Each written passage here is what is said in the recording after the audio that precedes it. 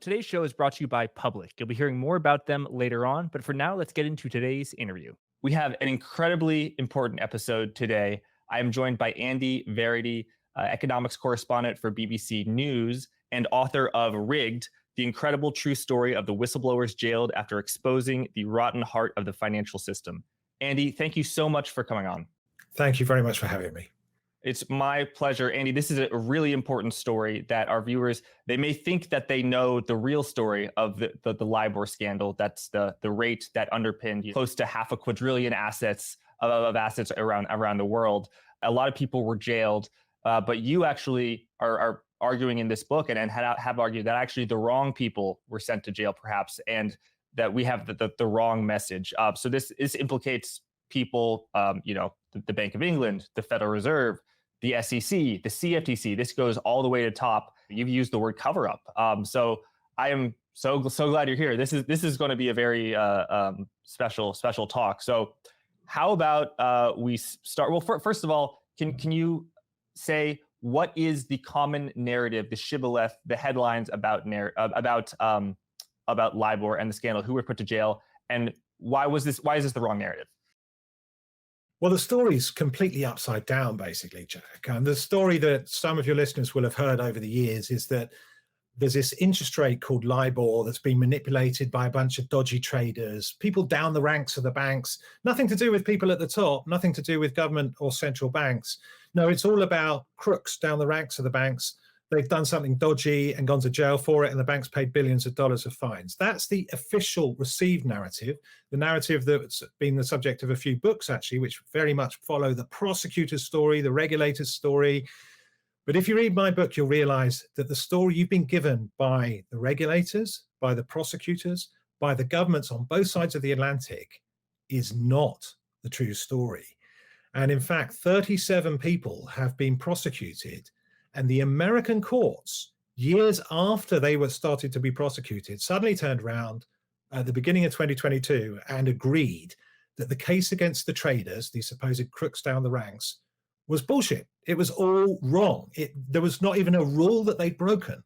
And that's what's so incredible. Banks have paid $9 billion of fines for manipulating interest rates, specifically two rates called LIBOR and Euribor. I'll explain what those are in a second.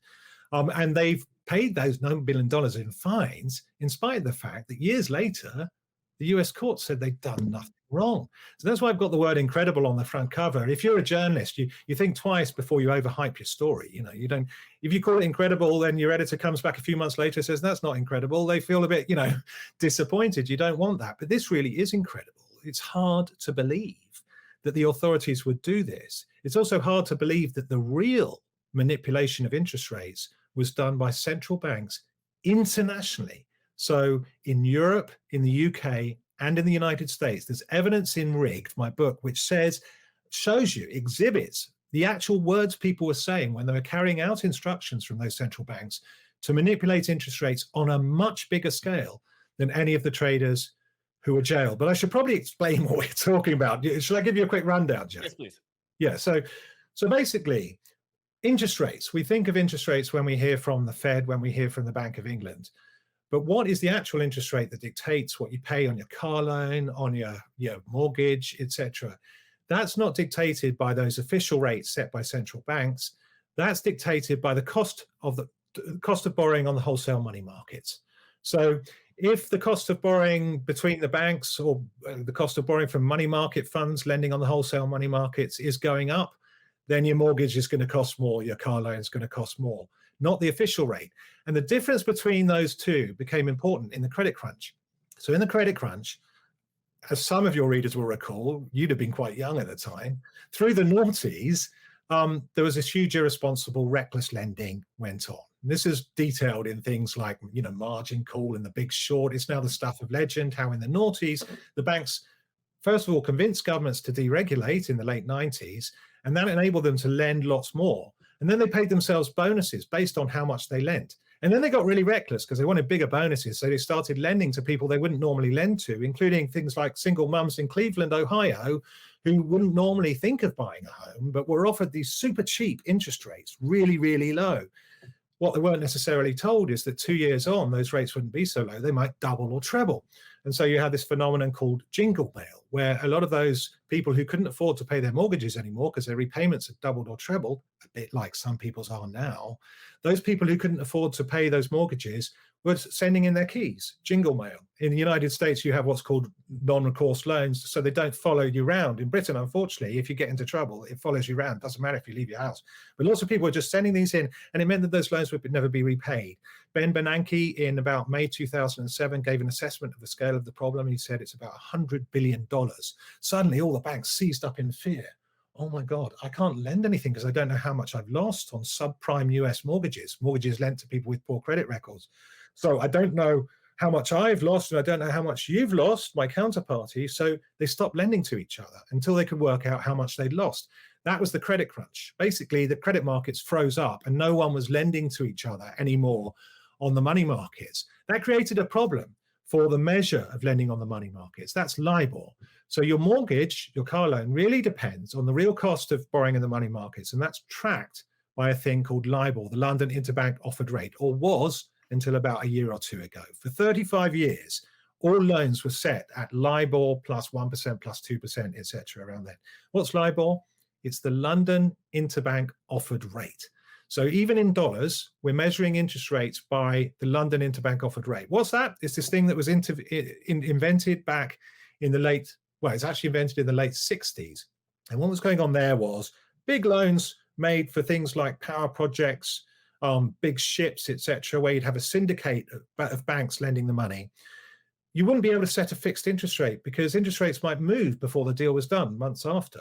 So they came up with this way of tracking fluctuating interest rates by taking a sample of the cost of borrowing in the money markets every day. That's how it started. And what they do is every day, a trader on the cash desk of each of the banks, each of 16 banks, would submit an estimate of how much they thought it would cost them to borrow cash.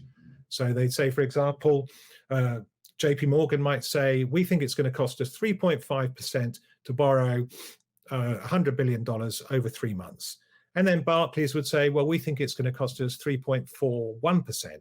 And they'd all be within 1/100 of a percentage point or two up until the credit crunch. But when the credit crunch came along and no one was lending cash, suddenly 2007, people think, well, I can't tell how much it's going to cost me to borrow cash. So it's finger in the wind, it's pin the tail on a donkey. So they started guessing. Now, when they're guessing, they have a bias.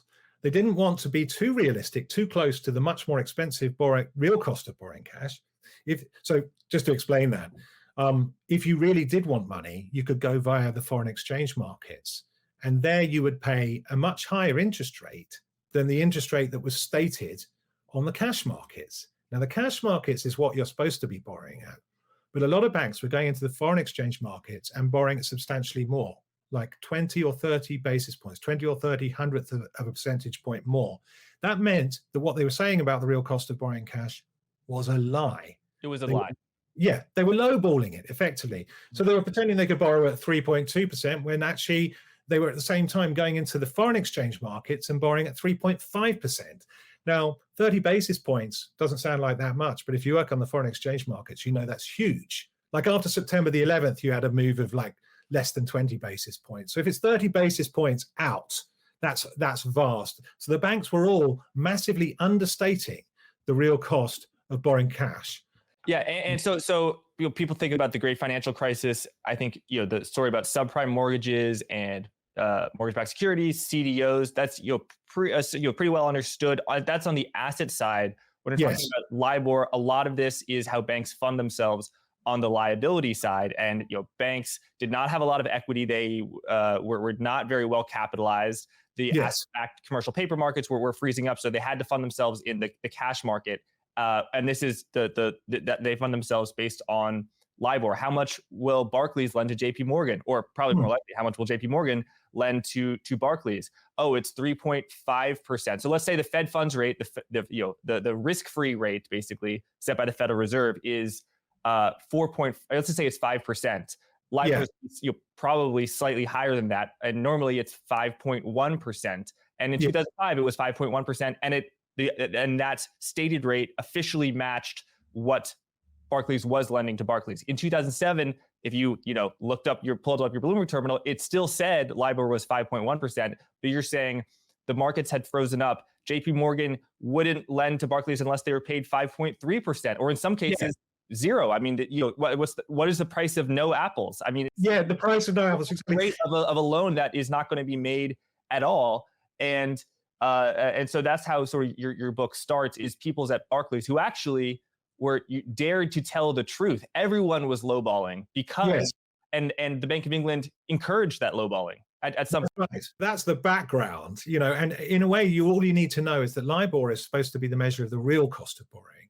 And each of the banks are supposed to give an honest estimate of how much it would cost them to borrow money. So each of 16 banks, they take an average and they strip out the top 4 and the bottom 4. That's important because they're trying to avoid manipulation. And then they take an average of the middle 8. So traders like Peter Johnson at Barclays were asked every morning at 11 a.m. to say, I reckon I could borrow dollars at 3.5%. And then somebody else would say 3.51, 3.52, and they take an average of all of those. That would be the LIBOR rate for the day. Now, what happened during the crisis, as you said, was that because the credit markets have frozen up, they could only get cash if they paid much higher interest rate, but they weren't willing to admit how much more they were going to have to pay. What Peter Johnson tried to be honest and say, no, look, this is rubbish. Everybody's understating what they're really paying. They're lying and pretending it's cheaper to borrow dollars than it really is. In order to try to be honest, he said, no, I'm going to put it where it really is, where the market, where I can get money here. But everybody else was saying here. So he's the only one who's being truthful in 2007.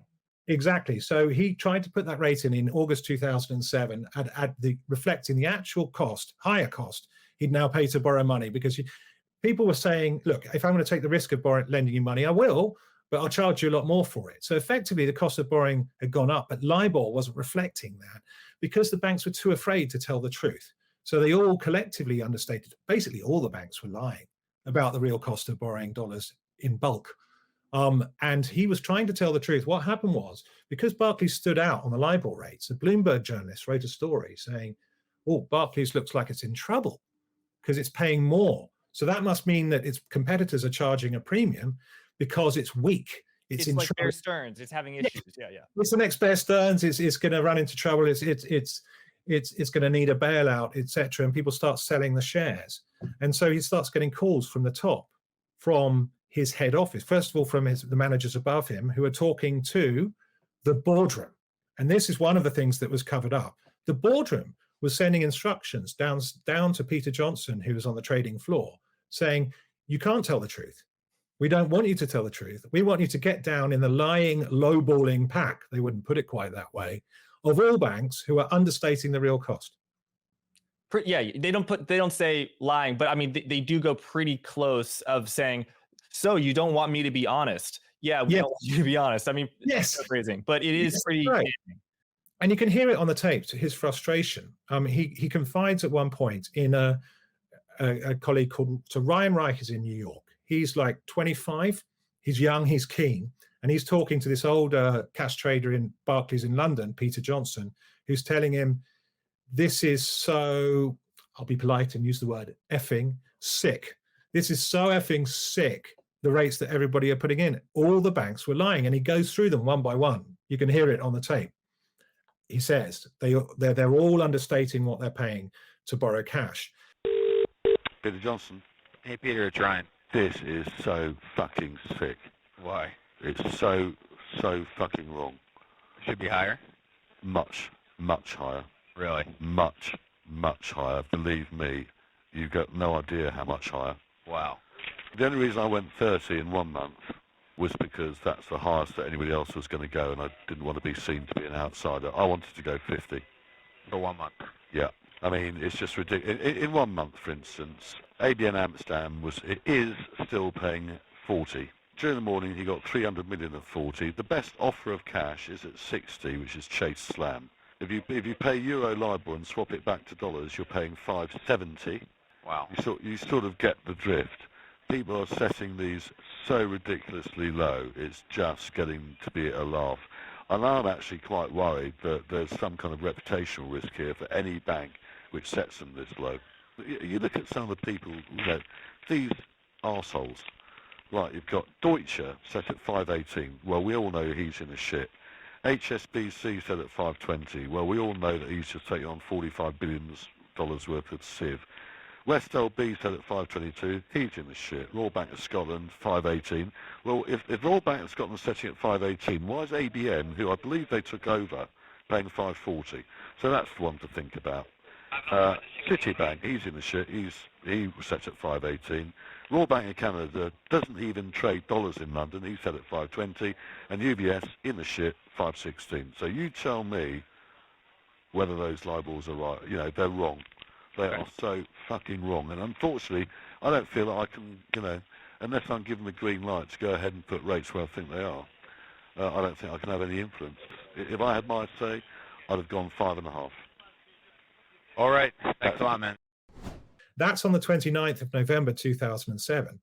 Another day later, you hear him on another call. These calls were all recorded at the time because traders' calls were all recorded for administration purposes, where he's been instructed by a middle manager on orders from the board, the 31st floor of Barclays, not to tell the truth and to put his LIBOR lower down where the lowballing, lying pack of banks is, rather than trying to be honest and tell the truth and stand out. Mr. Lincoln doesn't want us to be outside the top end. Jesus Christ. All right, so, okay. And that apparently chatted on the whole of the 31st floor, by the way. So he keeps on getting instructions like that throughout 2007, 2008, throughout the crisis. He blows the whistle.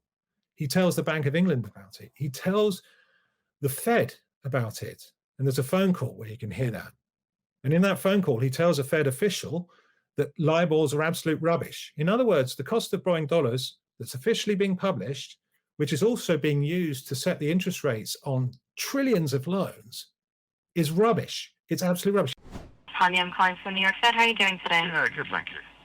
I was wondering if I can get any color you have on how Eurodollars trading, where you expect LIBOR. 3-month LIBOR's going to come out at 353, but please don't believe it, it's absolute rubbish.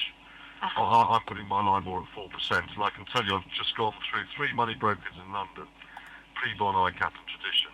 Pre-Bon have no offers at all in the market. ICAP have no offers. When I said, where can I get money if I wanted it, they said 4.5. Tradition have got no offers. They could have one offer out of Hong Kong at 4%, but he's gone home. And I think the problem is that the market so desperately wants LIBORs down that it's actually putting wrong rates in. I have to say, dollar LIBORs are incorrect, and they're too low.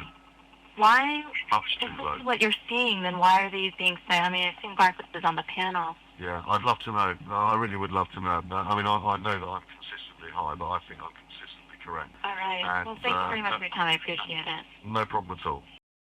He's telling the Fed that, and he's telling the Fed that it's too low by about a percentage point. On the money markets, that's huge. So about 100 basis points. What does the Fed do a few days later?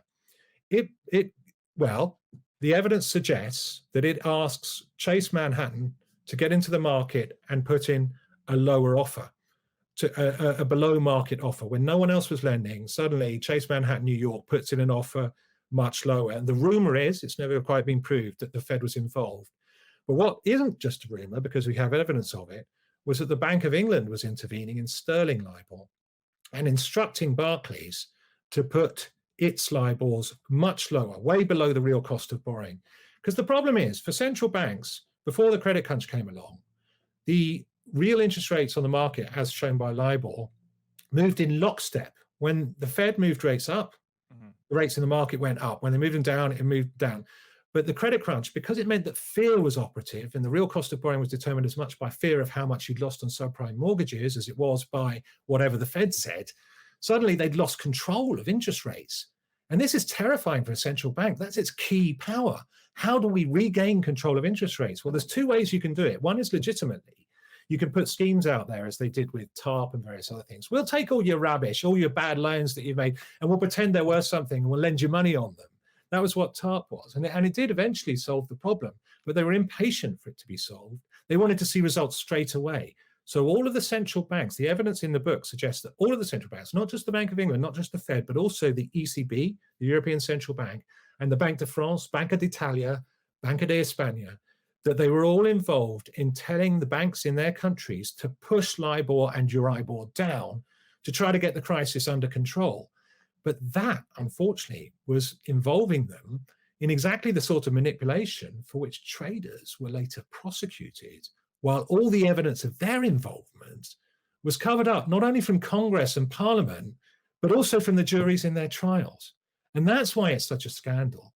When you have highly relevant exculpatory evidence like that, and people can go through a whole trial and the judges say, oh, it's not relevant. The fact that a central bank did something hundreds of times bigger than this defendant here is not relevant to this particular trial. Now, the central banks themselves, I've gone to them for comment on this. They either don't comment or they say they never instructed the banks to do anything illegal. And that's interesting because the law on this that locked up the traders was retrospective. There was no law at the time to say you can't manipulate LIBOR or Euribor. There weren't even really rules. It was retrospectively created, the law, to prosecute the traders essentially. And now it's been overturned in the States. And since the book came out last year, there's a Court of Appeal hearing now in the UK, which may overturn that in the UK. And the implications of that, in the UK, 9 people were jailed. In the US, no one went to jail, although some people were convicted, but 37 altogether were prosecuted, including Americans. Some Americans went to jail in the UK, and some Brits who were tried in the United States. Those guys all went through hell and had their careers and their lives destroyed, and one woman, when on something that the US court now says wasn't even against any rules. And the banks paid all those fines to get the regulators off their back. And this is the really unsettling thing. It shows, the whole story shows how the US banks lawyers and the UK banks lawyers, the banks lawyers essentially did the regulators and prosecutors work for them. And the fact that the regulators and prosecutors allowed them to do that meant that the bank's lawyers could manipulate justice. Basically, this is power and wealth manipulating justice. Here you go. I tell you, don't blame the guys at the top. Don't blame the central banks or the governments. Don't blame the boards. That evidence that pointed to the board of Barclays, which it's set out in my book, was kept out of the trials of the Barclays traders, lots of it, because it was said it was not relevant. The Barclays traders, the case against them, it's complicated, but basically it was not regarded as criminal at the time, whereas lowballing, what we've just been describing, shows interest rates way below the real cost of borrowing cash. What the traders were doing were just asking for a squeak here, a squeak there, up or down, within the range where cash was actually trading. So they weren't asking for anything false. So it was not a lie. They were choosing a variety. There was a band of truth, and they were choosing a basis point here, a basis point there within that band of truth that benefited their positions or benefited the position of the other trader at the bank who was asking for the favor, but it was not a lie. Exactly. So whenever a bank quotes on something, it quotes commercially. You know, so the example I use, there's always a range of prices. There's no one true price. In the trials, they tried to say there's one true cash rate, but it's ridiculous. That's just economically wrong-headed to say that there's a true price and a false price. Prices aren't true or false. Yeah, there's always a bid and an offer. Even for Apple, you know. Bid or offer. And so a good example is if you ask me the price of oranges today, how would I give you an answer? Well, I'd probably go online and look it up at my local store. What's it at Costco? You know, what's it at Walmart? You know, they're not going to have exactly the same prices on their oranges. They'll have a small range, a few pennies apart, right? So how do I choose between those? Well, I could flip a coin, you know, but if I happen to be in the oranges business, you know, I might prefer the price of oranges to be lower if I'm a net buyer or higher if I'm a net seller. So should I ignore that consideration about, you know, the fact that I'm a net buyer or a net seller? Well, the law now says you must, otherwise you're doing something corrupt. But actually at the time, they were just thinking, well, there's nothing to choose between them. We might as well choose the one that's in our interest. So they were quoting commercially. If you asked me for a price on your house and I said it's going to be $245,000, 113 cents, you'd look at me funny, wouldn't you? You think, come on, Verity, you're talking rubbish. You can't price my house to a cent. Yeah, it's like saying, oh, I think the odds that, you know, the Jets are going to beat the Patriots is 41.238%. How do you know? You know, precision should give people pause. Yes, exactly. Especially when prices are concerned. So prices are not a true or false reflection of some underlying commodity. They always also reflect other commercial considerations. So, you know, the price of lemonade might go up when it's hot and down when it's cold. You know, the price of an airline ticket might cost more when you're closer to the date because the airline has an interest in planning. So it gives people discounts for booking early. Those aren't any con. You know, the electrician might charge you more for coming out on the weekend. Is he conning you? No, he's not. These are These are just commercial considerations. And what happened, though, was the information about lowballing came bubbling out during the crisis. The Wall Street Journal printed stuff about it. The regulators started looking into it. But lowballing was inconvenient to prosecute because it pointed to the top. You're going to have the Bank of England implicated, the UK government. There's a tape where Peter Johnson, a Barclays trader, is instructed by his boss, Mark Dearlove, to push his rates down in the middle of the crisis on the 29th of October 2008. Just a few days after the Fed's been told that rates are too low, he's told to make them even lower. And he's reluctant to do it. He doesn't want to be telling even more of a lie than most of the banks already are. But his boss, Mark Dearlove, tells him that the instructions come from the UK government and the Bank of England. And the evidence in the book suggests that that was actually an international thing. So that was just after there'd been a meeting of G7 finance ministers and also an emergency meeting in Paris of Gordon Brown and Angela Merkel and other world leaders, how to manage a crisis. And they talked about coordinated moves. They talked about how it had to be coordinated, but at a national level. And just at that same time, you can see on the charts, the rates for LIBOR and Euribor go down. So there's really strong evidence that the prosecutors who knew about this had and kept from the public and Congress and never followed. Instead of prosecuting the fraud, the real lie that pointed to the top, they went after something that the US courts now say wasn't a fraud at all. And when you say central banks were encouraging the banks to lower their rates of LIBOR, make it lower, I mean, they would want the banks to lend at lower rates, but the banks aren't going to do that. So instead, they've said lower the stated rate, just so basically lie and encourage them. I just want to a few things I want to highlight. Earlier, you referenced sterling. Of course, that's you referenced the UK currency, the British pound, and then. When we're talking about real rates, we're not talking about, inflation adjusted rates. We're talking about true rates compared to, the stated LIBOR rates. And I think people who have a belief of, LIBOR, often referred to as Eurodollars or futures, LIBOR futures, Eurodollar futures, the Eurodollar curve, people refer to that as the truth, as, oh, this curve is telling us this. There's a message in this curve. I mean, and as well as, LIBOR has been replaced by SOFR, secured overnight financing rate. People say SOFR is horrible. We need to go back to the days of LIBOR. I think that is just they're driving off an intellectual cliff. And this book, Rigged, is a guide to rescue people from that. That is just so wrong, because your book reveals just how, as the book says, rigged it is. And by the way, you're saying, okay, the people who went to jail for these things that weren't a crime of I don't have a word for it, but not lowballing, but just traders' requests, they called it. Traders' requests. People went to jail. Traders were saying higher or lower, please, but it's within a few percentage points. Yeah, the true scandal and the cover up is lowballing, and that goes all the way to the top central banks, SEC, Bank of England, Fed. Yeah, I would agree with you, but I would say I don't necessarily think that traders' requests are morally right or any way, but I would just say that the point of your book is that there's something that was way, way worse that was covered up. Well, morally right or wrong, I mean, what the US courts have now decided is that there was no law or rules against them. What they were doing was commercial, I think, rather than amoral. There were never any complaints from victims. In throughout 9 criminal trials on both sides of the Atlantic, there was never one victim produced. And that was for a really good reason, that no one could identify any losses. They didn't identify any losses. They didn't even identify. The theory of the crime was this. So just to explain what traders' requests were, the people who were prosecuted had made requests every day. Could we have a high LIBOR? Could we have a low LIBOR? And it was their job to look at the trading position of the bank and say, which way is the bank facing? Is it in our interest for LIBOR to go high or for it to go low?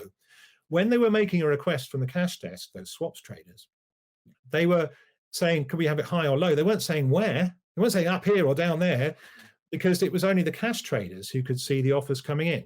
So the cash traders would look at the offers on the market. One would be from JP Morgan, one would be from, say, HSBC Beijing or something. And one would be at 3.45, one would be at 3.43. If the desk wanted it low, they could reflect the lower offer. If the desk wanted it high, they could reflect the higher offer. But both of them were accurate answers to the LIBOR question: at what interest rate could you borrow? And that, so long as they were answering that accurately, they weren't making any false statements. And that's what the US courts originally said. But instead of acknowledging that and seeing that early on, the prosecutors and authorities had what I regard as confirmation bias. So when they were going through the evidence, they looked at the lowballing evidence. Okay, that's clearly false, 20 or 30 basis points off the truth, right? With this, it's still within the band of the truth. But instead of saying, okay, well, that's fair enough, and understanding properly, they just pushed ahead with their case. And because everybody's so afraid of the US courts, because you get threatened with a great big jail term if you go to trial and you don't win, and you could get off with no jail at all if you go along with the DOJ story. Everybody just goes along with the DOJ story. Oh yeah, what I did was corrupt. And the people who end up being prosecuted are ironically the most honest. Those guys who are saying, no, I didn't think I was doing anything wrong. It was just what had always been the practice. It was a commercial thing, high or low, within the range where cash was trading. And the US courts have eventually agreed with that. And the UK courts may too. But it still shocks me to reflect, really, Jack. Although you can frown if you like on commercial quoting, which is what we're really looking at here. No, banks aren't charities. They do what's according to their self-interest, and the traders in doing that are actually doing their job. Their job is to uphold the bank's self-interest as much as they possibly can. And arguably, the central bankers too were only doing their job. But look at who had the victims. The victims were of lowballing. There were banks who'd lent out loans at LIBOR, and therefore, because it was too low, were collecting less money than they needed to fund. And some of them went under and had to be rescued by the US taxpayer. They'd launched some litigation about it. And they went under because LIBOR was too low. So those were real victims. In all of the trials of the traders for asking for these tiny requests for adjustments commercially within the range of rates on offer, in all of those trials, there was never one victim produced. And the real victims, in a way, are those people who've been prosecuted and those people who lost money. But what makes me still indignant about it is that no one has investigated the original wrong, the lowballing during the crisis. And it's only by publishing a book that anybody knows about this, and a radio series. You can listen to the Lowball tapes before, if you want to hear the story before you buy the book, you can give that a listen. The Lowball tapes by BBC. And that will give you a short, condensed account of the story and why the real crime has been covered up, while what the US courts now say wasn't a crime at all has been prosecuted. Right. And so I wonder, is the reason that victims of lowballing you was able to find victims of lowballing, but it was not able to find victims of traders' request, was the because lowballing was all one directional. All the banks were saying LIBOR was lower than it actually was, whereas HSBC is too high by 5 basis points, Lloyd's is too low by 5 basis points, and so that didn't affect the overall reported LIBOR. Well, if you look at the actual maths, usually the requests by the traders of their cash desks before the crisis to put LIBOR high or low were of a range of 1 or 2 or 3 basis points max. So no more than 0.03 percentage points, no more than 0.03 of a percentage points, usually 2 or 1. Not enough to materially damage the amount that small banks in the States would collect for lending at LIBOR. Whereas the lowballing was really damaging, and people were collecting a lot less than they would have done, and banks actually went under for it. And people made money as well. The banks, by understating what they're really paying to borrow cash, they gained a commercial advantage. It really was a fraud. So where you have evidence of a fraud, including audio evidence that it was ordered from the top, that's not prosecuted, whereas it was for something that wasn't a fraud at all. And that's kind of why it's rigged. It's the book sets out how power and wealth can manipulate justice, and at the hands of banks cooperating with prosecutors, a load of scapegoats were thrown under the bus and carried the can effectively for the financial crisis. Because this all blew up in 2012 in the UK. The crisis had happened 2007, 2008. There was a huge public anger that was festering over the fact that no banker had seemed to pay any price for all the irresponsible, reckless lending that we were bailing them out for them. All the taxpayers were being told, we got to go through austerity, we got to repair the public finances, we got to cut back public services. Bankers are being paid their fat bonuses. Yeah, well, bankers are paid their fat bonuses and their pensions, and they get away with it. There seems to be no accountability. And anger really came down when the regulators put out their statements condemning Barclays in June 2012. And here we had a whole week of it where all this anger was fizzing up in Parliament and the public and the media. And people were saying, we need criminal prosecutions. And so they got criminal prosecutions. The Serious Fraud Office in this country had decided a year before that there was no case. that they weren't going to prosecute it. But they changed their minds for political reasons because there was so much noise in Parliament.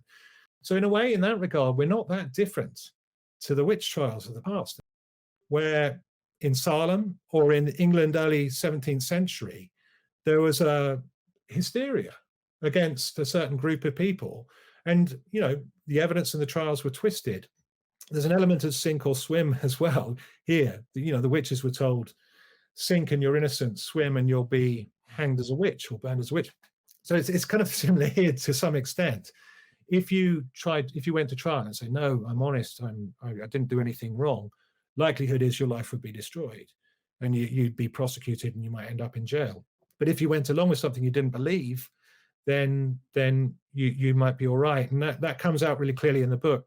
So here we've got now this caused a splash in Parliament, this book, when it was published in the middle of last year. And the MPs on both left and right asked for there to be a parliamentary inquiry. We haven't got that yet, but we do have these Court of Appeal hearings. And if they do reverse the convictions we've already had, like one guy, Tom Hayes, who was initially sentenced to 14 years in jail, if they overturn those convictions, well, it basically reverses more than 10 years of cover-up, more than 10 years of what may turn out to be having prosecuted the wrong people.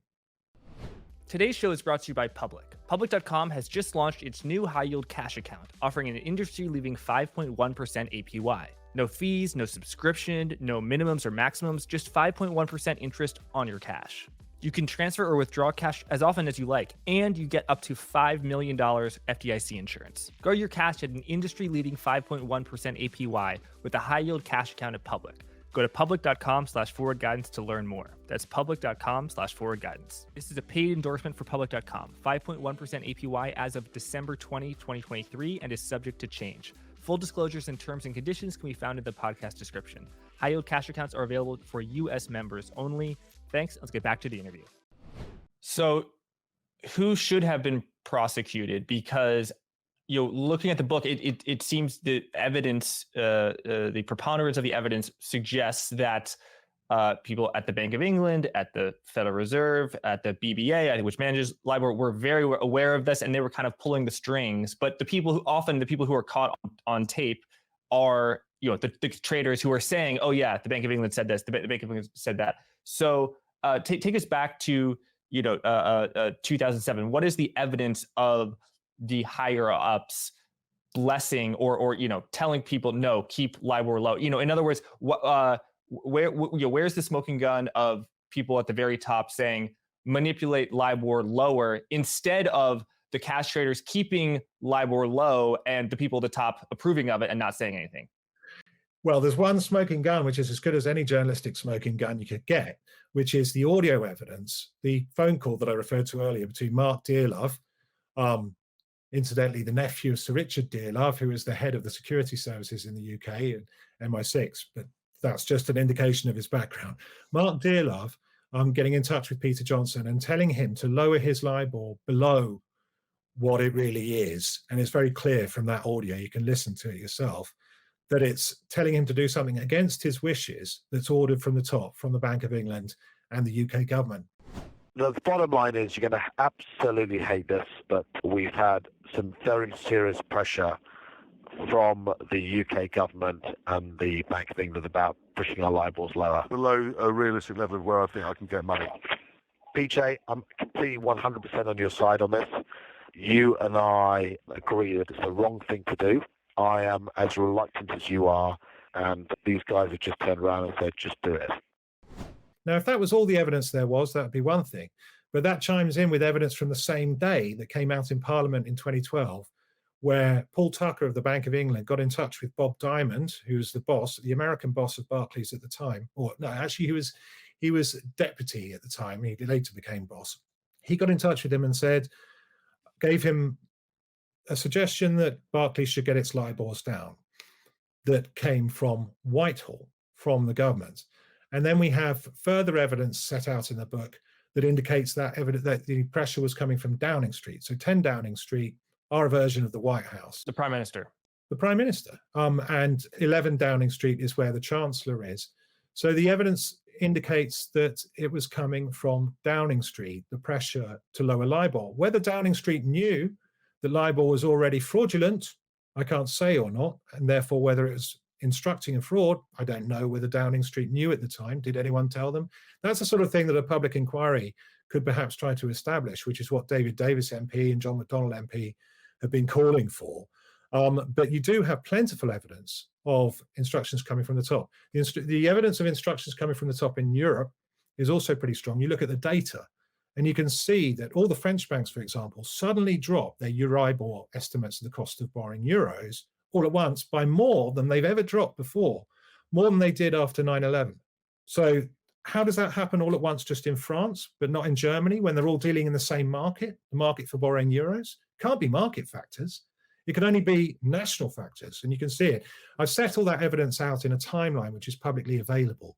It's called Rigged, You Be the Judge. If you Google that and my name, you can see the timeline and you can hear the evidence yourself and look at the data that shows that all the banks were dropping at once. Now, the only way that can have happened is coordinated by a national central bank.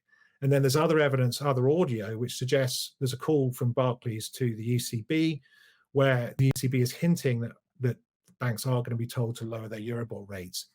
And altogether, what a former government prosecutor in the UK has said is overwhelming evidence of orders from the top to lower LIBOR. In the case of the Fed, the evidence of the direct instructions is less clear. It's more in the realm of rumor. Well, why is Chase coming to the market when no one else is? Why is it giving a below market bid? The rumor at the time was that the Fed had asked it to do so. But certainly we know from Ben Bernanke at the time that all kinds of extraordinary things were being done. And I think it's also important to say that I don't think anybody acted with criminal intent. You know, the law has been created retrospectively to try to prosecute traders. But if you do that, apply your standard universally. The law is supposed to be applied universally.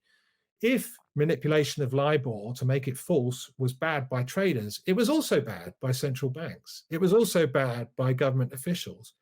But what we know now is that it's something that really all of your listeners, I think, would be interested to know. Somebody who knows all this, somebody who knows all about the evidence that pointed to the top and hasn't made it public, somebody who's watched as 37 people have been prosecuted, watched as banks have paid $9 billion of fines, and then the US courts have subsequently said, no, this was all nonsense, the case against them. Well, that somebody is the man Joe Biden appointed to regulate Wall Street. His name's Gary Gensler. Chairman of the SEC. Gary Gensler, the head of the SEC. I sent writer reply letters to him. He hasn't replied to a single one. Maybe he doesn't feel accountable to the British media. But perhaps the American media should be asking why their regulator, who's taken all this kudos for pursuing banks for LIBOR, has never told anybody about this evidence that pointed to governments and central banks. Yeah, and when your book starts, Gary Gensler is just appointed the head of the CFTC, and it starts with quite a favorable impression of Gary Gensler. As he's listening to the LIBOR scandal, he's smiling. He's saying, oh, the crooks are being found out. And he had a reputation. He made a lot of money as working at Goldman Sachs. And then he, was, I think, according to your book, supported a deregulation of Wall Street. But he had a volte-face. He turned around, and actually he was opposed by the progressive. But actually, he was quite hard on Wall Street, hard on the banks. And so that's how your book begins. Describe his journey. This is a guy who was in the Clinton government. But yes, what you say is pretty much right. So in the late 90s, he was one of the guys who opposed a bill to regulate derivatives, which the head of the CFTC then, Brooksley Bourne, had said, we need this. And it turns out that you really did need to regulate derivatives, but he resisted regulating derivatives. So when he was proposed by the Obama administration to be head of the CFTC, Bernie Sanders and another progressive, Maria Cantwell, opposed him in Congress and said, no, we can't have this guy. You're putting someone in charge of cleaning up the mess who's responsible for causing that mess. So he had a point to prove. He really had a point to prove that he was not Wall Street's guy. He'd made reportedly $62 million in a division of Goldman Sachs, which specialized in helping corporations avoid tax and therefore arguably denuding the US taxpayer of tens of millions of dollars, hundreds of millions. Anyway, he made lots of money in that. So the progressives were really uncomfortable, and they only unblocked his appointment after they were promised that derivatives, the trade in derivatives, would be regulated. So he's since then, after making a big noise about LIBOR, been seen as a progressive hero, someone who was willing to go after Wall Street, even though he was brought up on Wall Street almost. Yeah, like a turncoat. Oh, he's one of the good ones, Yeah, he was seen as like exactly like a Damascene conversion. St. Paul, I'm going to go after these people rather than pander to Wall Street. But what we know is that he heard, for example, that phone call, and that was what led to him actually passing it on to the DOJ. That was what led to Americans launching criminal prosecutions, which turned out to be misconceived.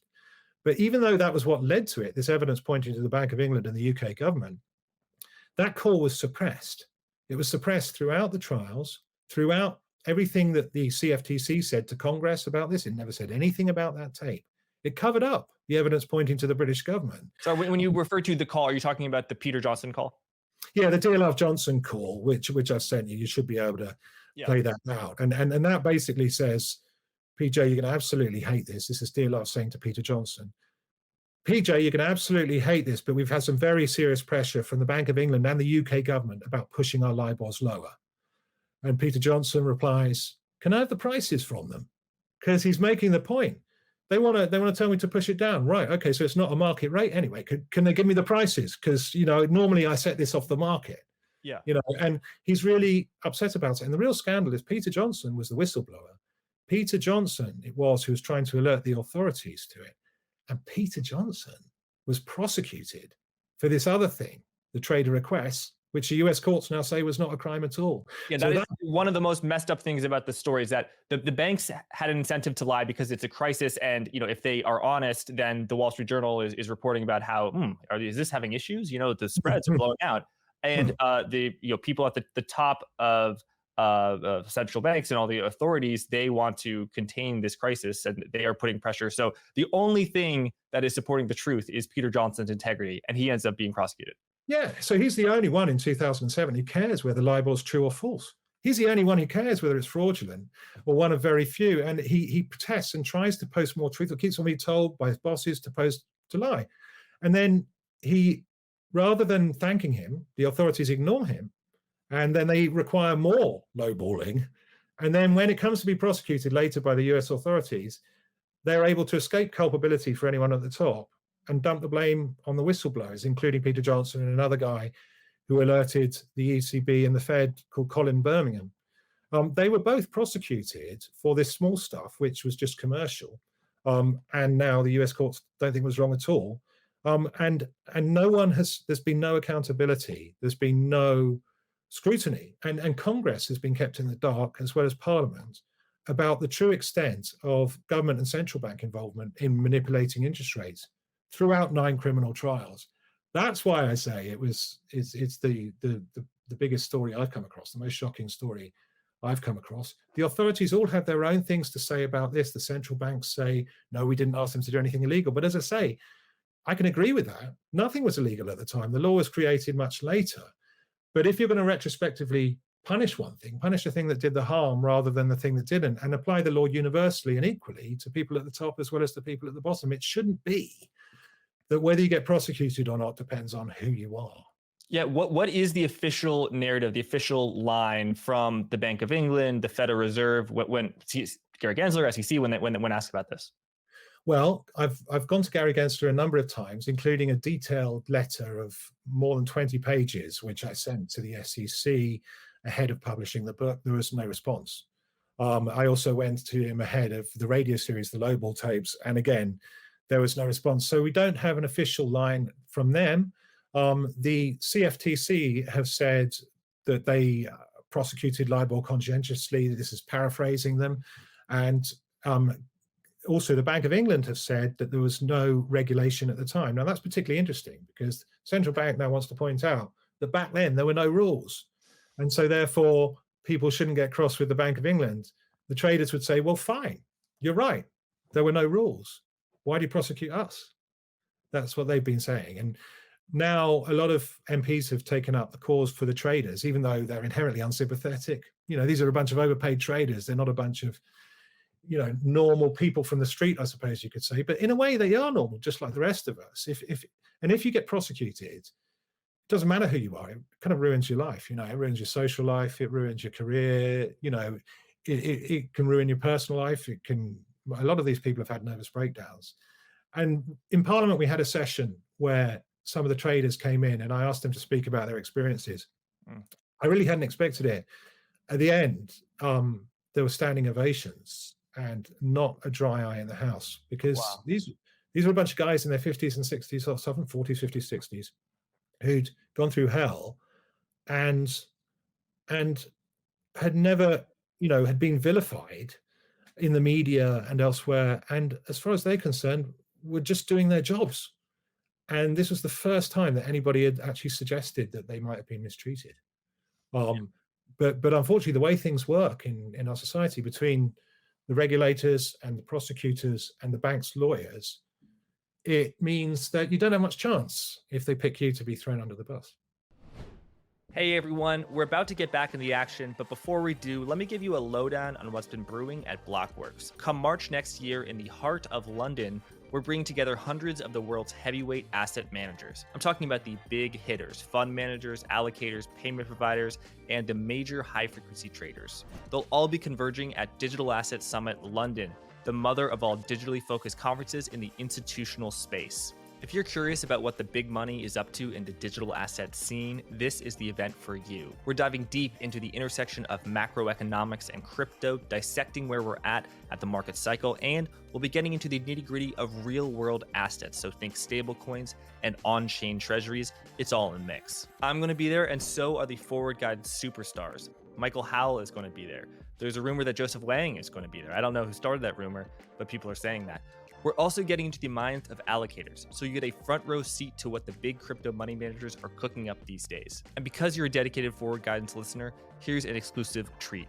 Use code FG10 to get 10% off. Just hit that link at the end of this episode, so gear up, because I'm looking forward to seeing you in sunny London town come March. Thanks, let's get back to the interview.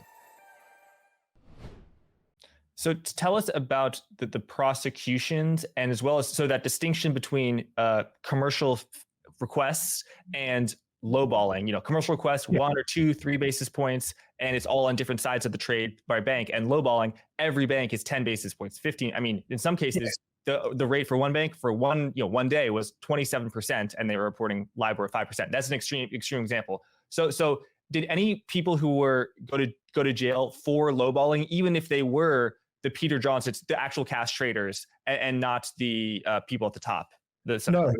No, lowballing never came to court. The prosecutors knew about it from 2010, and they had evidence that it pointed to the top from April 2010. They never prosecuted that evidence.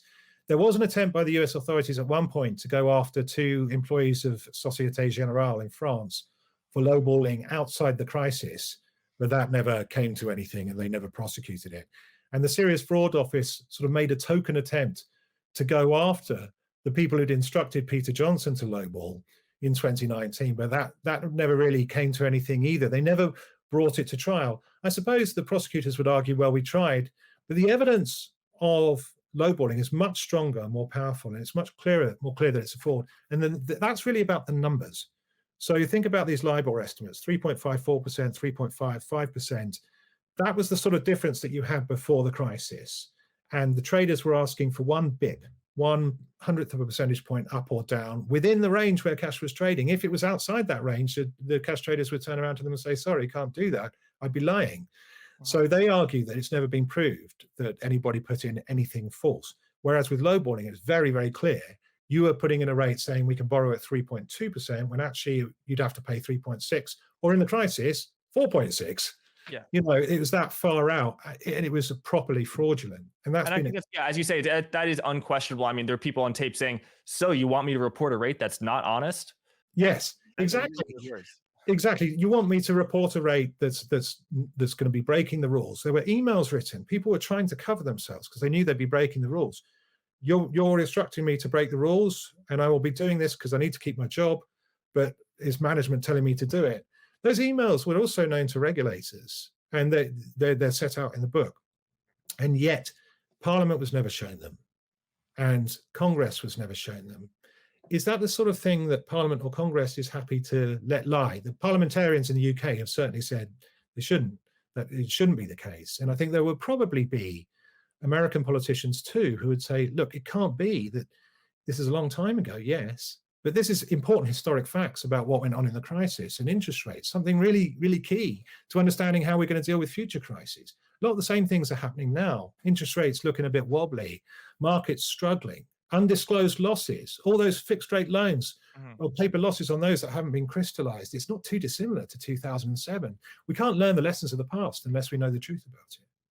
Yes, although now we have secured overnight financing rates, and I mean, at least it doesn't have that credit rate component, so there's no incentive for there to be such a wide spread. Maybe I'm just being naive. Well, with LIBOR, after the scandal blew up in the UK in 2012, and they started finding banks and prosecuting them, so there's very much an anti-bank mood, there was a review commission to see whether they get rid of LIBOR in the UK. And the guy who later became the regulator, a guy called Martin Wheatley, went away for months, looked at it, said, has problems, has issues, but we can reform them. We should keep it. But then in 2017, I did a panorama for BBC, which exposed the evidence pointing to the top, to the Bank of England and the UK government. A few months after that, a senior guy at the Bank of England gave a speech calling for the ending of LIBOR, and the Fed started making similar noises. I think there was a committee which was set up to the Alternative Rates Committee, I think it was called, or something along those lines, and sat for months to try to work out how you could have something like LIBOR that wasn't LIBOR. But the problem was what they came out with, SOFR, is supposedly more reliable because it's based on transactions. But what it doesn't do is indicate how the market's feeling about the credit quality of its counterparties. So because the central banks had lost control of interest rates, that was precisely because the market was worried. Now, if the market's worried, you don't have an indicator that's going to say, look, they're worried about their counterparties. They're worried they might not get their money back. SOFR doesn't reflect assessments of the credit quality of counterparties. But isn't that because there's basically no credit risk because it's a repurchase of I'm going to the mechanics of repo always confuse me. But if I'm going to Jack lend to you, Andy, as a bank, I'm going to buy your treasury, your safe collateral at 98 cents, and then buy it and then sell it back to you, and that's my way of giving you an overnight loan. And treasury rates are moving a ton because the Federal Reserve is doing this. Okay, maybe I'll haircut it to 95 cents. I mean, that's very conservative for one day, obviously. Yes, it's secured rather than unsecured. And so back in the day, banks funded themselves on repo based on very speculative, CDOs, asset-backed commercial paper, and then LIBOR was unsecured, so it was not secured by anything. So that seems very seems very risky to me. How could you be worried about doing because even if you're doing a repo transaction with an insolvent party, you still have the treasury? Yeah, no, that's right. And in a way, you're kind of underlining my point, which is that SOFR doesn't reflect any concerns that there might or might not be about the credit quality of your counterparties. It's, as you say, it's to do with secured financing. You can argue, though, that was a virtue, not a vice of LIBOR. And it worked really well. Don't forget, it worked really well right up until a couple of years ago. It was still doing its job. They had to keep all the legacy loans that had been linked to LIBOR. Nothing went wrong with those loans, really. There wasn't a problem with that. Was the problem with LIBOR really that it was telling lies? It was in the crisis, but it wasn't before then. There was no problem at all with it before then. Or was the problem that actually central banks couldn't control it in the crisis and they didn't want that ever to happen again? So you get a central bank kind of pushback. Let's get rid of this, even though it's a bureaucratic nightmare to get rid of, between 2017 and 2022. And they eventually get rid of it. But now the Fed itself has written papers admitting that it's a problem, that we don't have an indicator of credit quality, because we need some kind of canary in the coal mine. If we're going to have another credit crunch, it's still going to be happening. It's just you won't have any numbers showing you how it's happening. Is that an improvement?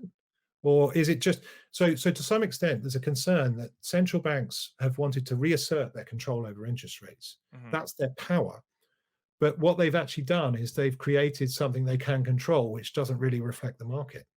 Right. Well, but credit quality concerns of the market is what I'm saying. Right. And I guess but isn't that better that banks fund themselves in a less risky way? What if a bank had hidden losses? What if all the banks have hidden losses on, say, fixed term products that we don't know about yet? Mm-hmm. And the market starts ferreting out this information. It's part of the normal functioning of the market. You try to get the information and then try to assess the credit quality of the bank. If you do see no evil, we don't want to know about this bank's losses, we don't want to know about their credit quality, we'll ignore any indicators that are going to tell us about that, then the risk is that it sort of creeps up on you, and then you're sort of overwhelmed by it, I guess. I mean, I'm not an expert on credit measures or even indices, but there are concerns which have been voiced even by the Fed that the replacement, that SOFR isn't doing the same job LIBOR did in terms of indicating where there may be a general credit quality issue as there was in 2007. Yes. I don't know, but do you think, though, that, I mean, the scandal of LIBOR, and I mean, it was just all a big lie in 2007, 2008, was so big that there was a need to move to something new? I suppose the only time it really didn't work, it wasn't designed to work when there was no cash changing hands. You know, you're making a rate which is supposed to gauge cash changing hands, and then suddenly cash isn't changing hands. It's, as you say, it's like trying to measure the cost of no apples. No, it's as you say in your book. It's great. Yeah, yeah, exactly. So how do you measure the price of something that's not changing hands at all? It was never really set up to do that. And before the credit crunch, that didn't really happen much.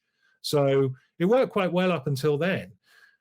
You've just got to be careful what you wish for. If you want to replace it with something that's not going to get out of central bank control, but then you might lose any indicator you might have if the banks have all got themselves into trouble.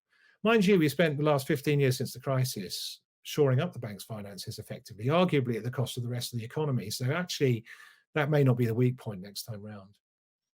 Right. All right. So now let's move on to the middle and end of your book about the prosecutions and just the procedures, because, you know, Yes. most of the book is not about 2007, 2008. It's about what happens, you know, in the decade after. Yes, that's right. So 2007, 2008, you have lowballing the crisis. Then the CFTC comes along, Gary Gensler and co. say, can you please review LIBOR? Because they've heard about how LIBOR was false. 2010, this tape bubbles up, the key tape, the crucial tape, indicating that there were orders from the top to rig LIBOR. That energizes the US authorities. They order criminal prosecutions. And then the book traces through the timeline since then. 2012, the regulators bring their fines down on Barclays. That triggers an explosion of fury in the UK against the banks. And then there are further fines. And for political reasons, rather than evidential ones, the authorities then start going after fining banks a lot more, and this includes the European Union, etc., for what is arguably only commercial practice rather than anything criminal. And that goes on for the next sort of 6-7 years. You've got a huge fine, for example, for Deutsche Bank. It goes through all that, and what you hear is all the trials and all the personal stories of the traders, and you hear their conversations, and you hear about exchanges in the trials, including that of an American, Matt Connolly, his trial, which is set out in a chapter called The Price of Honesty. And I've called it that, sorry, The Price of Dishonesty. I've called it that because there's evidence that came out in that trial, not only that the Department of Justice put in false statements for use by the court and encouraged a government witness to make false statements. That was said by a judge at the time. But it also did a deal behind the judge's back to allow one of the cooperating witnesses to keep $9 million that he otherwise would not have kept. And Matt Connolly, who's the guy who was eventually acquitted in that trial, argues that the DOJ has so much power, is really more powerful than the judges. He's written his own book about it called Target, what it's like to be a scapegoat in the federal justice system.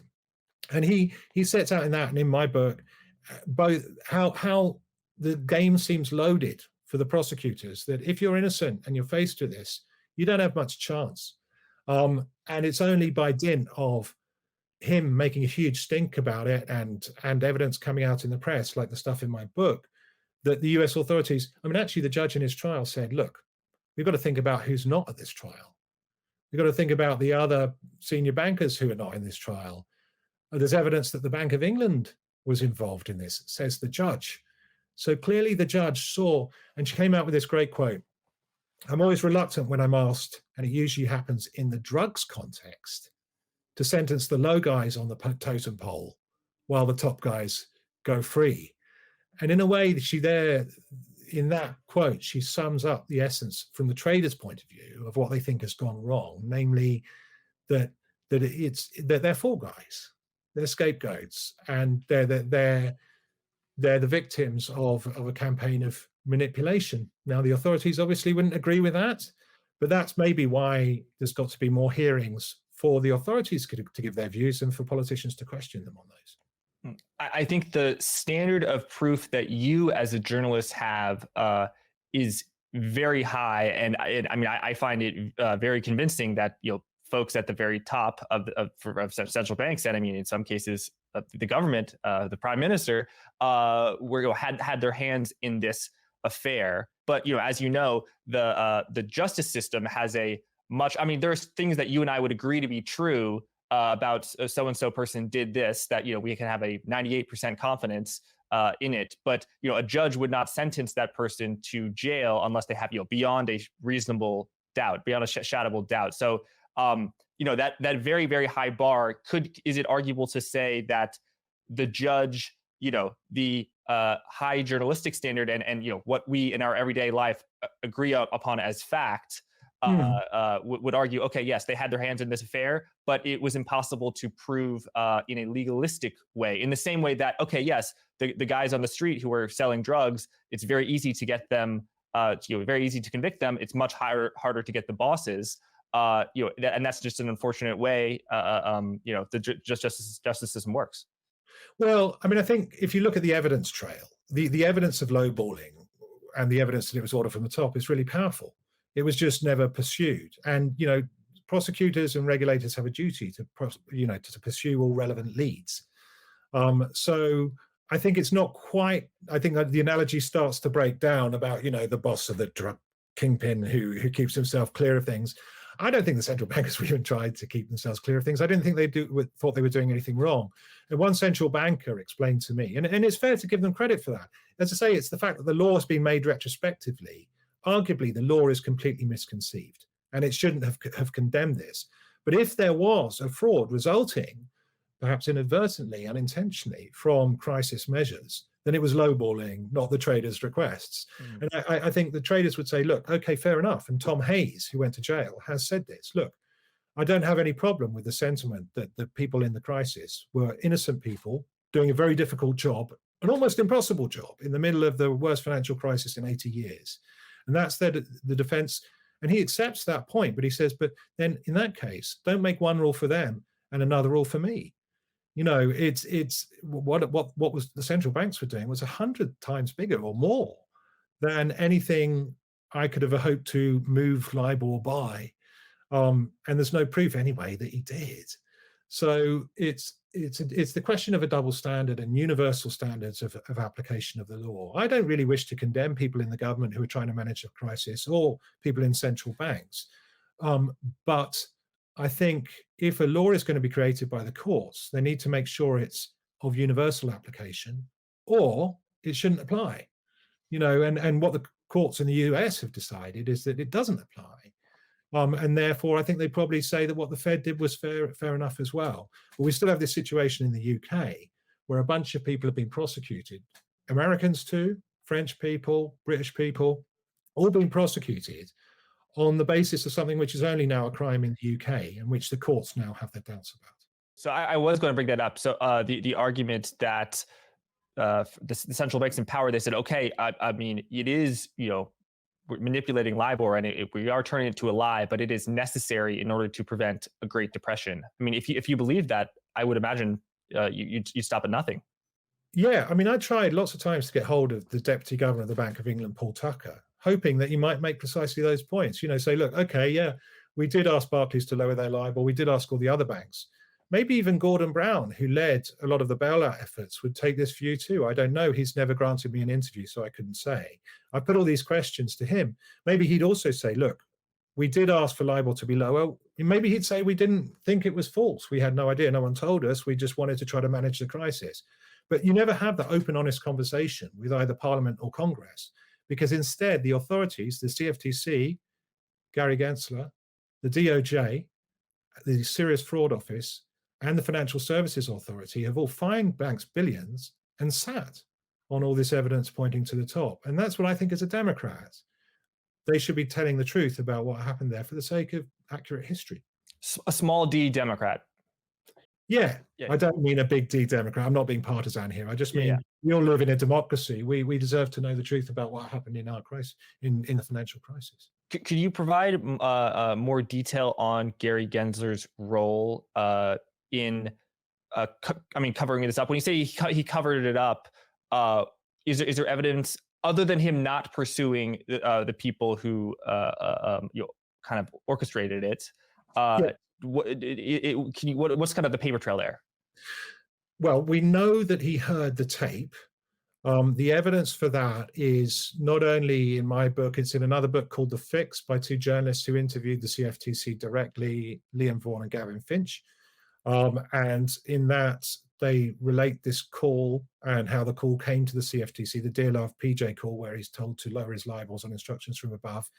And I've also spoken to someone, I can't give his name, but someone high up in the DOJ investigation who confirmed that the criminal investigation was started because of that tape that Gary Gensler heard. So is that someone who you thank and attribute in the introduction? No, that person isn't thanked in the introduction to the book, but it's an insider who knows all about it. Let me just say that. Yeah. So I have evidence both from public sources and non-public sources, and also audio recordings and documents, which are all set out in the timeline that I published. You can read them and listen to them for yourself, which indicate that Gary Gensler knew about this tape and that the tape was used as the basis for criminal prosecution. He also refers to it, it's in his Wikipedia entry, he refers to how he heard a call, which sounds a lot like the Dear Love PJ call between two Barclays employees agreeing to lie. So that all matches with the timeline of the CFTC finding out about it and the tape going to him, as related in The Fix and in the non-published accounts that I've heard. And I've also written to him, and there's never been a denial that he knew about that tape. So I think it's fairly solid, although obviously it'd be nice to have it. Did you or did you not hear that tape? It's not just that tape, it's all the other evidence that would have come to the CFTC. Thousands of pages of documents which indicate involvement, of the boards of banks, and lots of evidence worth pursuing further, which points to involvement of central banks and governments. Was there a time where he wanted to pursue it at a higher level of the Bank of England, but he was shut down? In the fines that the CFTC made for Barclays and the DOJ and the Financial Services Authority made for Barclays in June 2012, they have some paragraphs which indicate that there were instructions coming from above, but they're very elliptical about where they were coming from. And when you match that up with the evidence in the timeline, and it's set out in the book here, you can see that that's very clearly referring to instructions from the top. So it was kept very vague in the Barclays notice about whether it's coming from the board. And this unfortunately indicates how these things are negotiated. Whenever you hear a settlement of a bank paying a fine, beware that that's the outcome of months of negotiation, where lawyers for the bank have sat down with lawyers for the prosecutors, and the bank's done their best to make sure there's nothing pointing to the top. Because if there is, it can mean corporate civil liability. You can get your ass sued off in the States if you've got evidence that a controlling mind knew about something that the regulators have said was a fraud. So Barclays was able to negotiate in such a way that there isn't any clear evidence in the fines for it pointing to the boardroom. But the audio evidence I've got hold of does point to the boardroom, suggesting that the authorities agreed in those negotiations to cover it up. And also the evidence that pointed to the Bank of England and the government, it wasn't identified in those press releases as the Bank of England and the government. I've had to match that up subsequently. Sounds like he was presented with a lot of the evidence that you point in the book. Yeah, well, look, I mean, I know that Gensler was presented with a key tape. Mm-hmm. And I also know that the CFTC had lots of this evidence. How much of that he paid attention to would be for somebody else to prove. But he knew about the key piece of evidence, really strong evidence, indicating involvement from the Bank of England and the UK government. And he would have known, because it came out in public in 2012, and the CFTC was watching very closely, that the Bank of England had been involved. So therefore, he had two matching pieces of evidence, one from 2012, Bob Diamond conversation with Paul Tucker, saying, Whitehall wants you to get your LIBORs down. And from the same day, a piece of audio dug up separately. And he also had the evidence of Mark Dearlove, who the DOJ investigated, who made it clear that there'd been another instruction from the Bank of England earlier that month, And there are other bits and bobs of evidence which are laid out in the book, which the CFTC will have had. The CFTC was also present at interviews with Peter Johnson, where he laid out to them about this tape and explained the tape and the context of it, and explained about the instructions coming from the top. In the book, there's a transcript of an interview led by the FBI where that lays all out, and there was a CFTC member there. I'd be really surprised, wouldn't you, if a CFTC person had turned up to an interview with someone who'd received an instruction from the UK government to falsely manipulate LIBOR, and that wasn't relayed back to the boss. I generally have the view that, like, if I know something, I think the people who are at the top don't know it. You know what I mean? Yeah, that's right. And that's actually how it works. But this fiction was created for the sake of prosecuting LIBOR. But banks are very hierarchical institutions, and lawyers know everything. You wouldn't dare to do anything remotely controversial without checking with the lawyers. And yet the lawyers are never in the dock, and neither are the directors of the bank.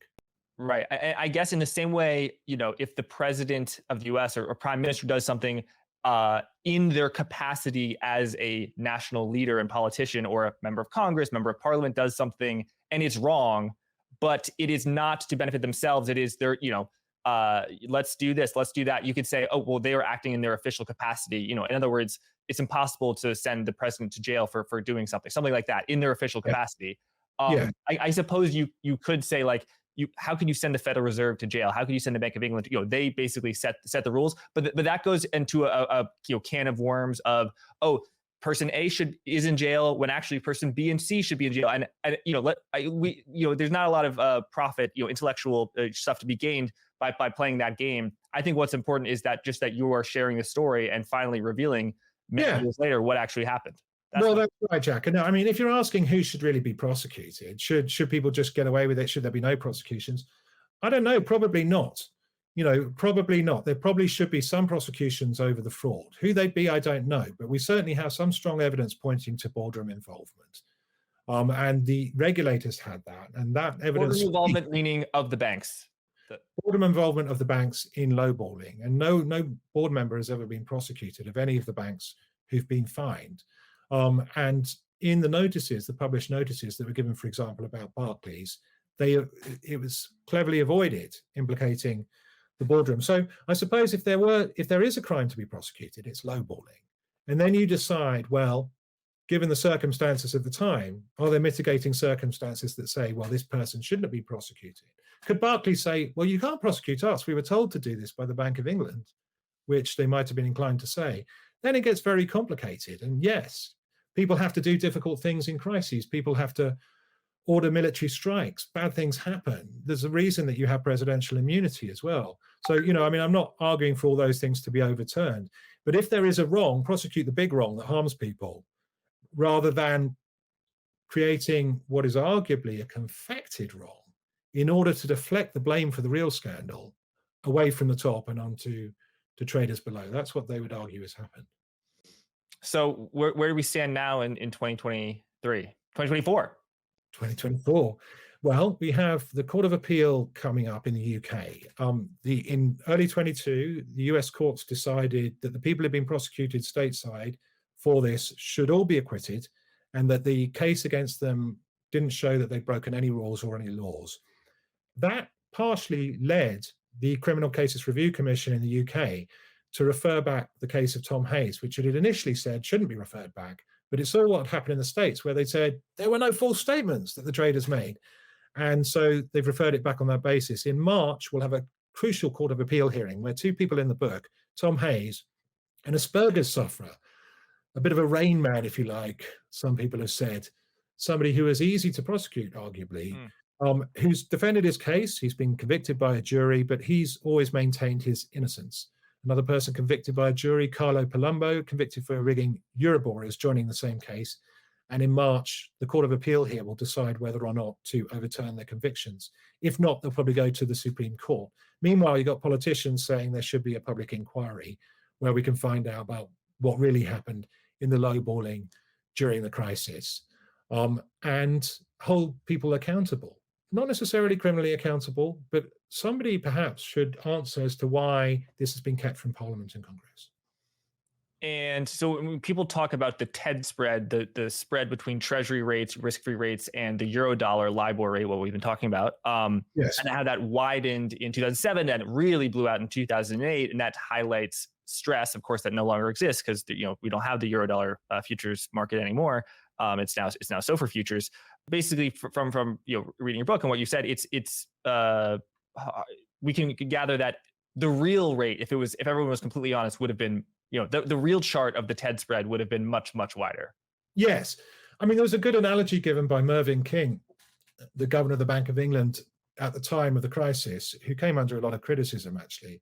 He gave, though, a helpful analogy when he was in front of Parliament, which is that LIBOR, in a way, is a measure of the temperature of the anxiety in the money markets. The higher it goes, the higher the TED spread is, the higher it goes beyond the risk-free rate, the more worried the market is. And they were using that as a barometer or a thermometer of the temperature of the patient, the economic patient in the credit crunch. But there's a question whether you give the patient some drugs like TARP to get its temperature down, or whether you tamper with a thermometer. And the evidence in this book suggests that maybe the thermometer was tampered with.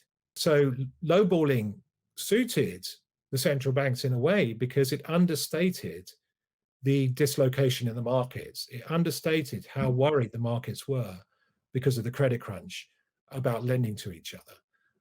And therefore, it looked like interest rates were less out of control than they really were. But, really, let's stop treating symptoms, whether it's LIBOR or SOFR or whatever. Let's start treating the underlying cause. Why did you have a credit crunch in the first place? Why now are there so many vulnerabilities in the financial system? Arguably because policy has just not been very good at controlling. The regulators and the central banks have not been that good at watching those risks blow up until it's too late. And that's when you get a credit crunch. Someone should have been saying early in the noughties, guys, you're lending too much to people who aren't going to be able to pay you back. Arguably, someone should have been saying a few years ago, can you be careful how much you're putting into US treasuries? Because it's looking a bit bubblish, and the regulators and central banks haven't been very good at managing those risks, it can be argued. So therefore, you need to get the patient's temperature down early enough, or even maybe give him a few prophylactic pills before he gets into sickness, rather than trying to tamper with the thermometer or remove the thermometer. I mean, in a way, SOFR is like replacing LIBOR with a thermometer that doesn't move. It's not going to tell you if you've got another credit crunch coming, and arguably is manipulable. If they were honest, the TED spread would have been way wider. Yeah. It's clear from the evidence that I set out in my book that if there had been no lowballing, that the TED spread, the measure of risk that everybody looked to in the markets at the time, would have been way wider. It would have been much more alarming. So to some extent, lowballing suited the central banks and governments trying to manage the crisis. And that's why they encouraged more lowballing, not less. Honesty here in the markets was a casualty, firstly, of the crisis and then of the attempt to manage it. And so LIBOR died a slow death. I know it was first announced that it would be replaced by SOFR, and it was very, very slow and a gradual process. Can you just catalog the slow death of LIBOR, where first the cash market was reduced and then the futures? I mean, I think it is. Is it fair to say the LIBOR is now fully dead? The Eurodollars are fully dead. Not fully, because they still have proxies for it, don't they, for certain contracts and certain legacy loans where they still have to have they sort of call it a zombie LIBOR, don't they, where they've had to sort of maintain that. But LIBOR as a transaction rate, as the main measure of the cost of borrowing dollars, for example, yes, it's dead like that. LIBOR as the main measure of the cost of borrowing dollars is dead. It's been killed by the central banks.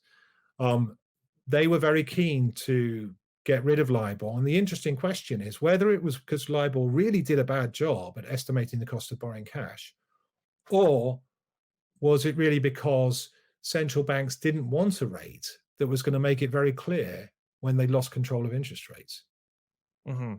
And in the supposed golden age of LIBOR, 2006 and before, when the stated LIBOR matched the actual rates, was that because bankers just were honest and that's the way the system worked? Or was there a verification system that ensured they were honest, and then that verification system lapsed in 2007 and 2008? Well, it's funny, the verification system right early on, what they used to do is have a system where if somebody quoted too low, everybody would gang up and make them come clean on that quote. And then it would become really obvious if they were lying because they didn't actually want the business, you know. So that was one way to make it. And some people suggested that's how it should work, that some people should be made to cough up at the rate they quote. But for various reasons, that wasn't practical. It relied on a self-regulating system where if somebody was looking at the market and saying, look, here's where the offers are coming in, I'm being offered 3.57, 3.56.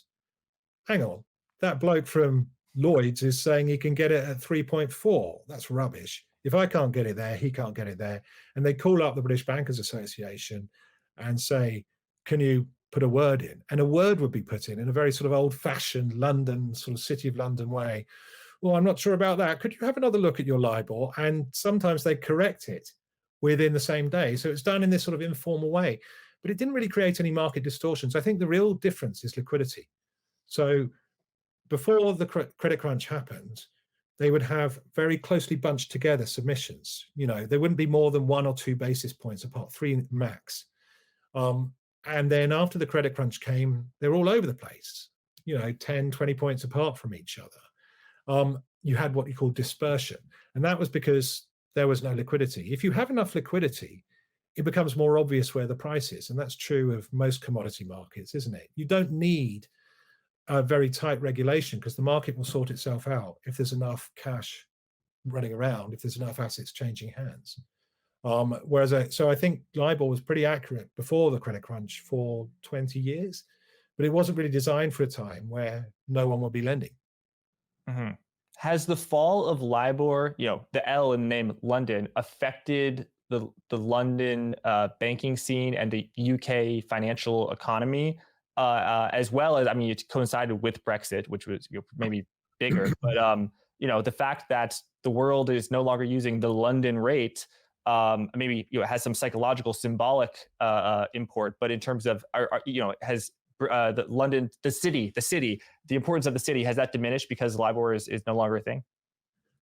Well, if you look at trading volumes, it hasn't had a particularly noticeable effect. The city seems to be able to maintain its business in spite of Brexit, in spite of things like the end of LIBOR as a current rate. Yeah, I think that the city keeps prospering and thriving. And this is really interesting with the City of London. Part of the background to all this is that it was the Wall Street Journal saying LIBOR was false. And it was American regulators saying it was wrong, going after American and British traders and French traders, Algerian, etc. But it's part of this tension between Wall Street and London that there's always been. Why should it be that the main measure of the cost of borrowing dollars is a London rate? You know, the old enemy and all those kind of things you're taught in school. It's always been the case that London has, well, since the 1950s, it's been the case that London has thrived off the Eurodollar market. Mm-hmm.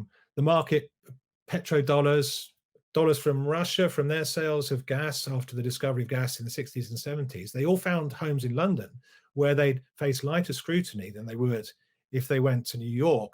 Then you had the Suez Crisis in 1956, which led the city, for various reasons to do with rules and regulatory arbitrage, effectively created the offshore system, the system where you're anonymous, you don't have a London address, you have an address somewhere in Belize or the Cayman Islands. All that stuff started really as an attempt for the City of London to keep attracting dollars, in spite of, you know, the fact that Americans would like to control the market. So there's always been that tension. How come all those dollars are in London? How come the cost of borrowing dollars seems to be determined in London? We're suspicious of this rate from the start. So I think that politics has been operative here, but unfortunately, the abolition hasn't done anything to diminish London's business. And when I say unfortunately, a lot of people would say it's a star of the British economy, and it creates a lot of business and a lot of tax revenues. But there's a valid American question to the British system from Wall Street to the City of London. Are you attracting so many dollars because your regime is too light? Are you actually prospering off the back of the fact that you're making things easier for sanctioned oligarchs, for, you know, all kinds of shady operators to bring their money to London anonymously and trade anonymously. What are some broad-based conclusions you think we can draw from your work? In my epilogue, I'm sort of pointing to the book. I'm pointing to the fact that we think we're more rational in our justice system than we were in the past. We think it's not infected by politics. We think it's about evidence in the law. But actually, what the whole episode shows is how much the justice system and what happens in the justice system has to do with politics. And in this case, the poisonous politics of Main Street getting angry with Wall Street, of the British public getting angry with the City of London.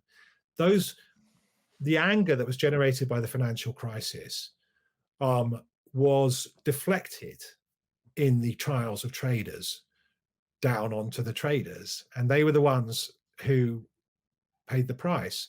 They would say that they had scapegoats. Others would deny that, but that would be their argument, that they were scapegoats for the anger of the public towards bankers. And I think that the lesson to be drawn there is just that there's a reason we talk about the need for the judiciary to be independent. Judges shouldn't be thinking about what outcome they want to appease public anger, and that they should be just looking at the law and the evidence and whether it makes sense. And the American courts, the traders would argue, finally did that in 2022, and they want the British courts to do the same. What still concerns me when I reflect on this is the practice of scapegoating. So this has become, according to some lawyers, a sort of a cleaning service that every legal firm is expected to offer to any bank, that if they get in trouble with the regulators, they can pay a fine, the shareholders will pay it, and then the lawyers will cooperate with the prosecuting agencies and the regulators, and they'll come to a settlement, and it will make it go away for the senior executives.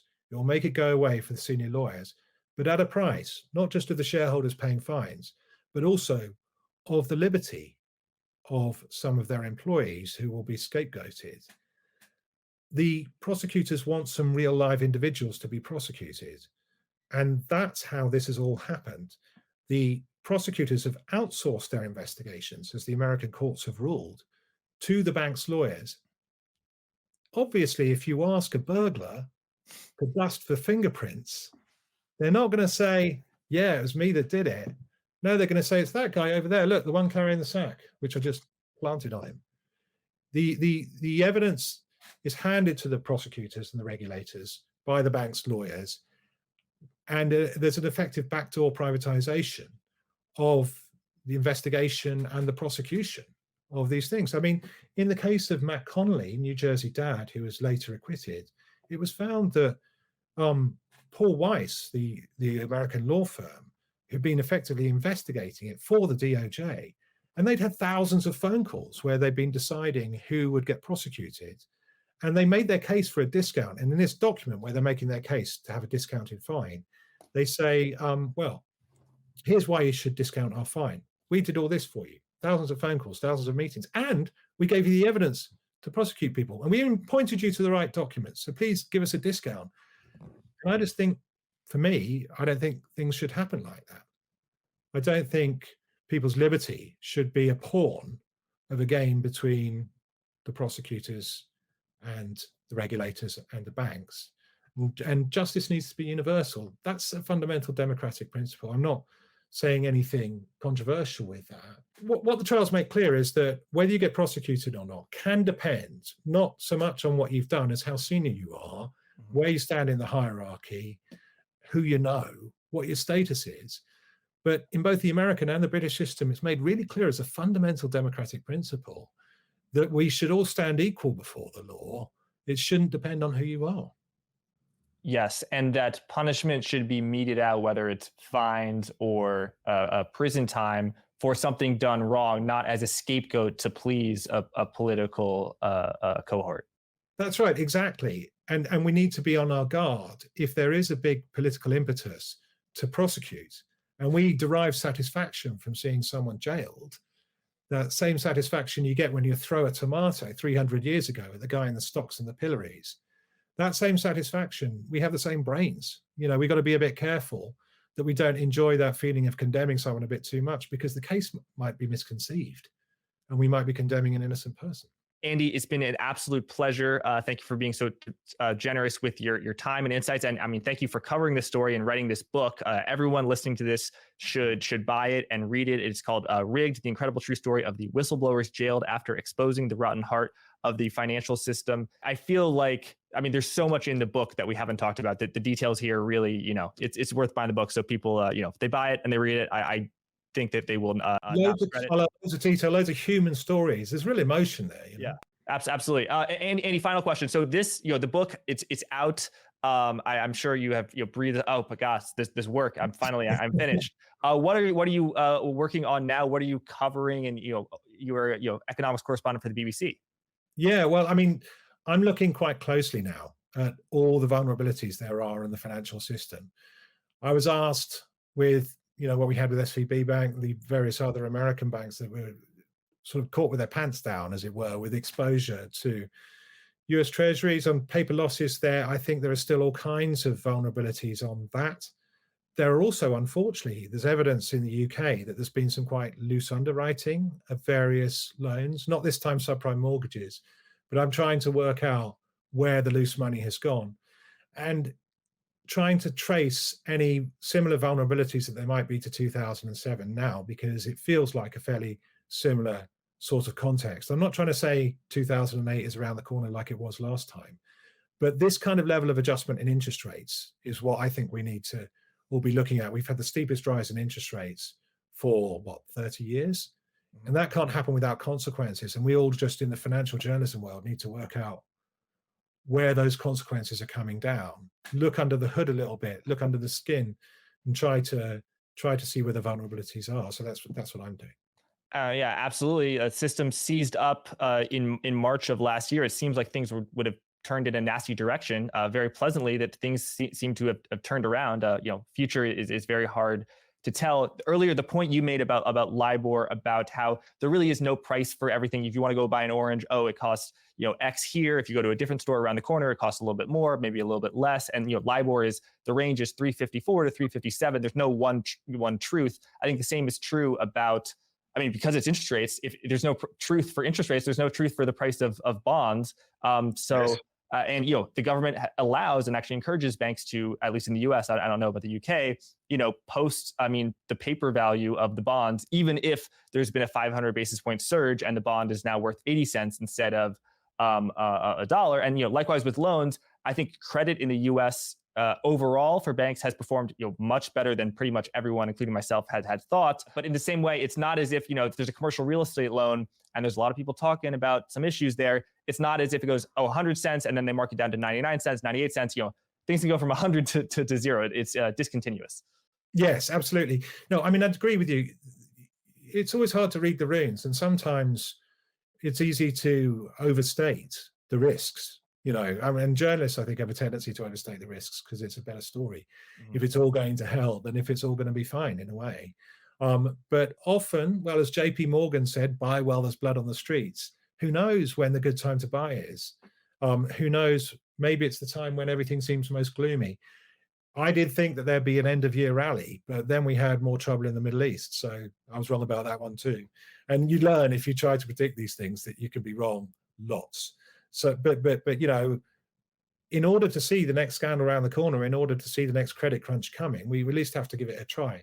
And that the vulnerabilities arising from the steepness of the rise in interest rates, although perhaps overstated, I think for me, they're still the ones to watch. Yes, absolutely. Well, Andy, thanks again for coming on. Thanks everyone for listening in, and buy Andy's book. Thank you very much, Jack. It's been real fun talking to you.